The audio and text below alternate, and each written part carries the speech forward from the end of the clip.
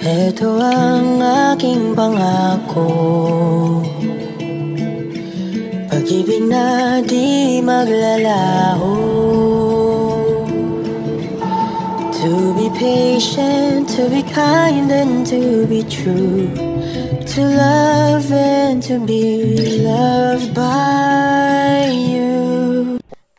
Yura, feng shui expert, may nasabi ukol sa hula sa Donbell para sa 2025 next year. Say niya, sa mga nabanggit nila na patuloy pang sisikat ang dalawa sa 2025, ay hindi ako tututol doon. Pero sa mga sinasabi nilang may fall out love sa kanila, wala. Hindi totoo yun dahil ang nakikita ko sa kanila, kina Donnie Pangilinan at Bel Mariano, pipiliin nila ang isa't isa. Kahit anong mangyari, kakapit sila sa isa't isa sa mga darating na pagsubok sa kanilang relasyon.